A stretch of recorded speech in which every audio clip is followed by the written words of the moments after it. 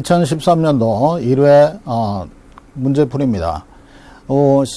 전체적으로 1회 시험 문제는 26문제가 출제가 됐었는데 시공에 관련된 그런 사항들만 설명을 드리도록 하겠습니다.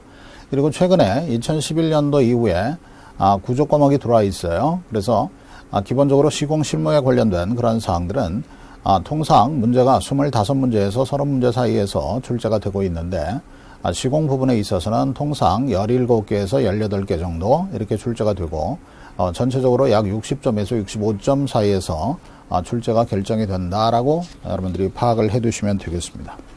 물론 중간중간에 기존에 많이 출제가 되었었던 그런 부분에 대한 것들은 간단히 설명을 좀 드리도록 하겠고요. 새롭게 출제된 그런 문제 위주로 설명을 좀 드리도록 하겠습니다. 1번 문제가 있는데 역시 1번 문제는 기존에 문제가 공개가 안 되기 때문에 문제가 완전히 복원이 안 됐었는데 2013년도 1회 시험 문제로 출제가 되었습니다만은 사실은 그 2009년도에 한 번 더 나온 그런 문제로 여러분들이 보시길 바라요. 건축주와 시공자 간 다음과 같은 조건으로서 실비 한정 비율 보수 가산식을 적용해서 계약을 체결했으며 공사 완료 후 실제 소요 공사비를 상호 확인한 결과 9천만 원이었대요. 이때 건축주가 시공자에게 지불하여야 하는 총 공사 금액은 얼마인가 이렇게 되어 있는데 일단 문제의 조건에 있어서 계약 조건이 한정된 실비가 1억 원이고 보수 비율이 5%로 이렇게 결정이 되었다라는 거죠. 이 실비 청산에 관련된 그런 문제는 여태까지는 실비 청산의 종류, 정액 보수 가산식이 있고 비율 보수 가산식이 있고 한정 비율 보수 가산식, 준동률 보수 가산식 이 네 가지를 기재하는 그런 문제가 5번 이렇게 출제가 되었었고 또 최근에 와가지고는 2011년도 2회 시험 문제에 있어서는 비율 보수 가산식, 한정 비율 보수 가산식, 정액 보수 가산식의 산정식을 적어라 이런 문제도 출제가 되었었고 2009년도 2회 시험 문제 또 13년도 1회 시험 문제에서는 이렇게 공사비를 산정하는 그런 문제에 대한 것들이 출제가 되었어요. 그래서 일단 이 문제에 대한 것들을 먼저 설명을 드리고 보충 설명을 드리도록 하겠습니다. 일단 한정 비율 보수 가산식은 도급자가 약간 불리한 이런 방식인데 계약 조건을 보시면은 한정된 실비가 1억이고 보수 비율이 5%로 되어 있기 때문에 1억 플러스 1억 곱하기 0.05 하시게 되면 1억 500만 원 이내에서 건축주가 시공자에게 지불 의무가 주어진다. 일단 이렇게 보시고요. 단 실제 공사비를 해봤더니 9천만 원이 들어갔다. 이랬을 경우에는 실제 투입된 공사비를 기준으로 해서 공사 금액을 산정하는 것을 원칙으로 한다라는 것을 일단 파악을 좀 해 두시길 바랍니다. 그래서 해설을 해놨어요. 처음 나왔었던 문제 유형이기 때문에 실비 한정 비율 보수 가산식에서 공사비 산출 방법은 실제 소요 공사비가 계약된 한정된 실비보다 커진 경우 한정된 실비 플러스 한정된 실비 곱하기 보수 비율로 산정을 해서 1억 500만 원 이내에서 지불이 된다. 이렇게 여러분들이 보시고 실제 소요 공사비가 계약된 한정된 비율보다 작은 경우 문제에서 주어진 조건은 작은 경우죠.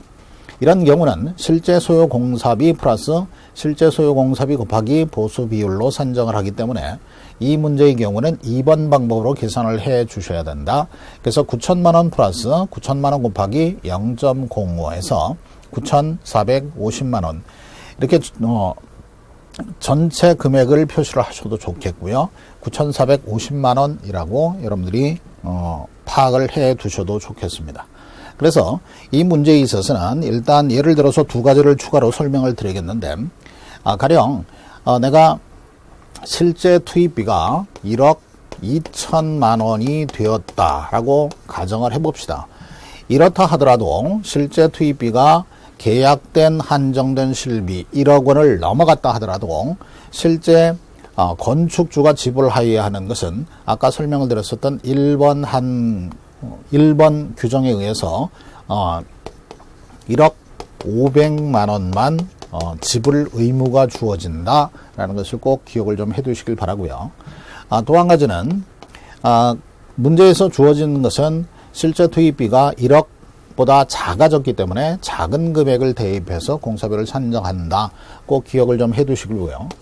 그러면 비율 보수 가산 방식, 비율 보수 가산식과 한정 비율 보수 가산식의 차이점은 비율 보수 가산식에 대해서는 공사비 총액에 대한 규정이 없습니다. 따라서 실제 투입비가 1억 2천만 원이 들어갔다라고 그랬을 경우에는 비율 보수 가산식이라고 그랬을 경우에는 1억 2천만 원 플러스 1억 2천만 원 곱하기 0.05에서 전체 공사비가 산정이 된다라는 것을 기억을 좀 해두시길 바라요.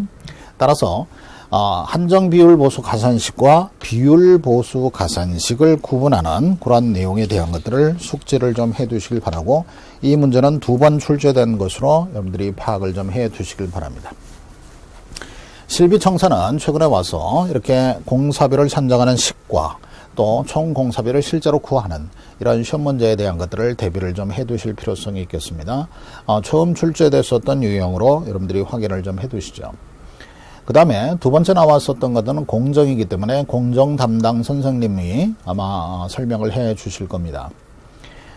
3번째 문제, 중량 콘크리트 용도를 쓰고 대표적으로 사용되는 골재 2가지를 쓰시오. 이렇게 되어 있는데 역시 대표적으로 출제가 되었었던 그런 시험 문제 유형이에요. 그래서 간단히 중량 콘크리트라는 것은 방사선 차폐용이라고 여러분들이 보시길 바라고, 사용하는 골재는 중정석이라든지 그 다음에 자철광, 갈철광 같은 철광석을 주로 사용을 하고 있기 때문에 시험 문제의 답은 방사선 차단용이라고 여러분들이 용도를 쓰시면 되겠고, 사용하는 골재는 바라이트라는 중정석과 철광석 이렇게 답을 쓰셔도 좋겠고, 자철광 혹은 갈철광 이렇게 답을 적으셔도 좋겠습니다.